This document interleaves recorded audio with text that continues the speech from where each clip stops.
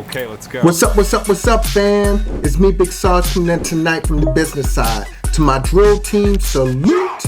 And if you're coming across this page tonight for the first time, fam, hit that subscribe. Okay, let's go. What's up?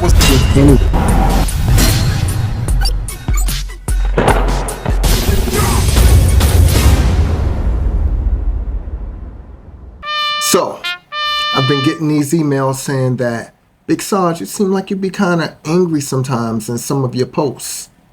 Seems like you have an attitude when it comes to certain things. And the truth of the matter is, fam, I'm far from a person that would need anger management classes. I'm far from a person that would be angered. But I can probably say this. I am probably easily triggered sometimes when I hear things where I believe that people are just saying stuff to make a point. Like, somewhere it's almost like I can't believe that someone will think, oh, you know, the train crash or by the time an accident happened that it was supposed to happen or that it was unpreventable, so we should understand it or something like that.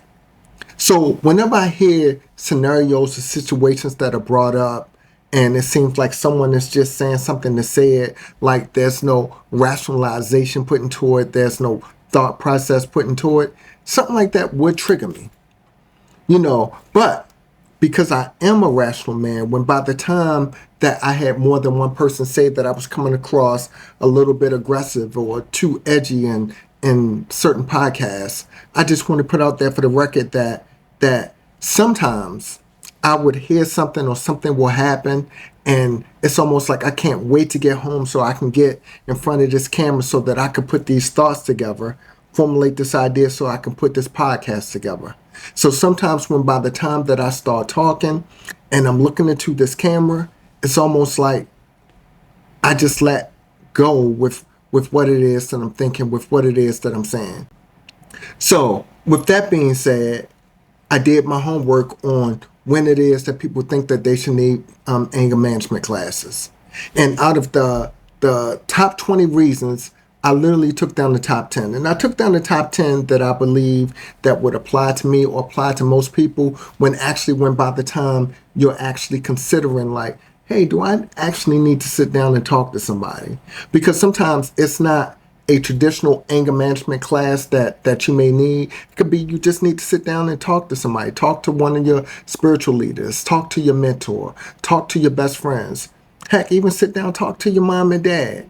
If you're old enough, talk to that child of yours that seems more reserved when it comes to a lot of things. Because the truth of the matter is, a lot of us, if not most of us, we get affected by something here and there. And sometimes it's a little bit harder for us to rein in our emotions. And when that time comes, certain things for us to think about. So one of the top 10 reasons that I saw was that when you start talking, do people get defensive?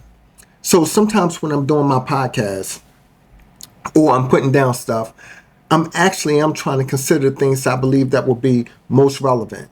So it's not that I'm trying to offend anyone or trigger anyone else. You know, it's just that I'm trying to talk about the more relevant topics. And some of the more relevant topics, they are a little more triggering than others. That's just the way it is.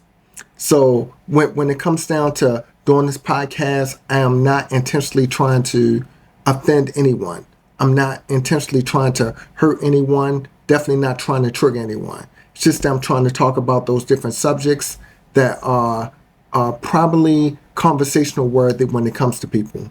Because sometimes it's just the fact that we can have the conversation, that's progress.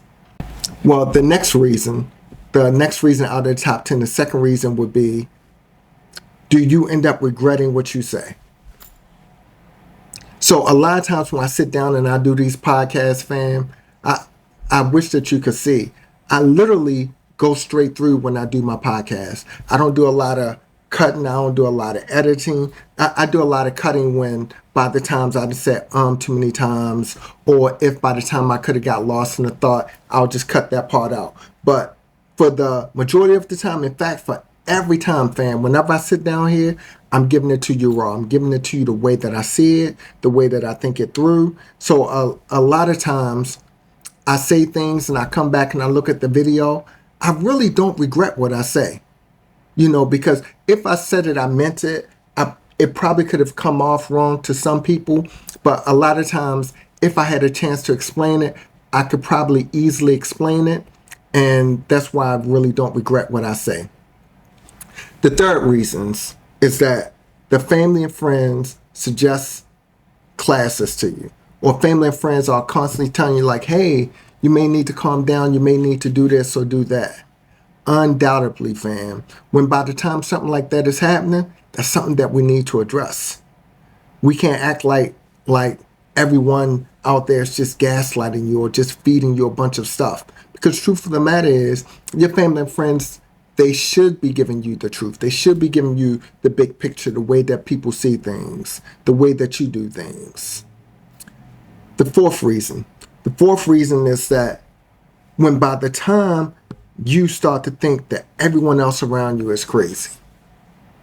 I don't think everyone else around me is crazy, but the truth of the matter is that there have been many times, like I said earlier, that I believe that people put together a scenario or situation or they agree with something or disagree with a scenario or situation that they know rational thinking men and women will not agree with. So does that mean that because they're thinking it and I'm not thinking that they're the less rational one than I am? No, excuse me. I'm not saying that at all. But what I am saying is that when by the time this happens more times than not, it's definitely something that you need to consider. The fifth reason is that you believe that everyone or everything around you is unfair. So I'm pausing because I'm thinking, do I think that everything is unfair? No, I don't think that everything is unfair, but I can definitely understand how people tend to see that. I can understand how people can think that things are unfair and how things are happening, and that sometimes we're just getting the short end of the stick. So when by the time that happens, I don't think that really comes down to an anger management problem or something that would upset you. But I can definitely see how when by the time you think that you're being treated unfairly all the time, it could probably upset you. The sixth reason is that you want to blame everything and everyone else for everything that happens. You take no responsibility for anything. So when by the time that I'm in a position or scenario to where I'm not accepting responsibility for anything and I'm blaming everyone and everything around me for something that's going on, I wouldn't actually consider that being an anger management issue. I consider that being like I'm being delusional. So I don't think it's too many times that I have been delusional, but I can definitely say that there are many times that I have somewhere found it easier to blame something or someone else. So it's definitely something I need to take into account. You're yelling all the time. You're yelling at people. You're raising your voice and stuff like that. So that's the seventh reason. And truth be told, I will raise my voice.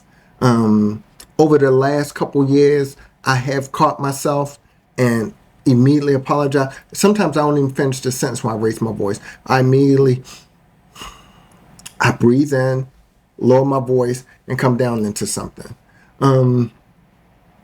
But even with that being said, I know that there are times that happens.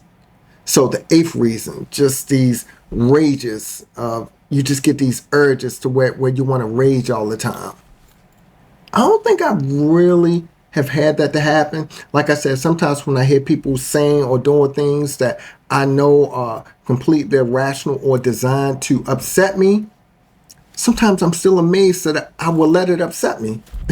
It's interesting. So, yeah, it's a point that's well taken.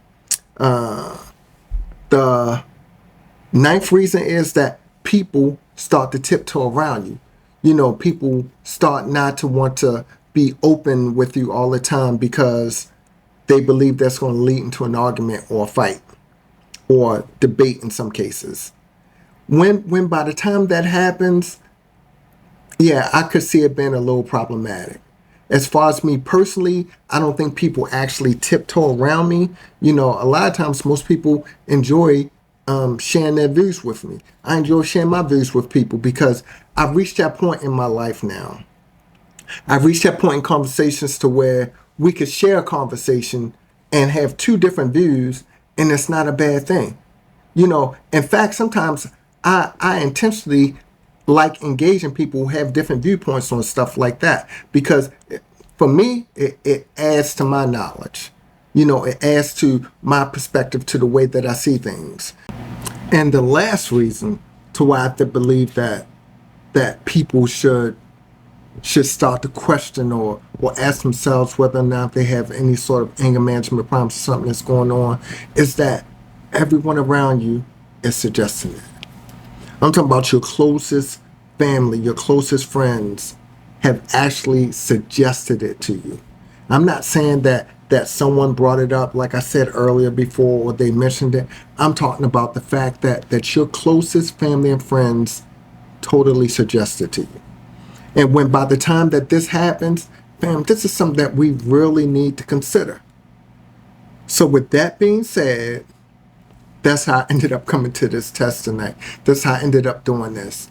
And I'm proud to say that I didn't get more than 5 of those out of the 10, or out of the 20, it would have been 10 out of them. I'd already eliminated most of them, but even out of the top 10, I didn't have 5 of them that I could definitely say that was me. But anyway, fam, it's one of those things where at the end of the day, don't be afraid to assess yourself. That's what this was all about, self-assessment.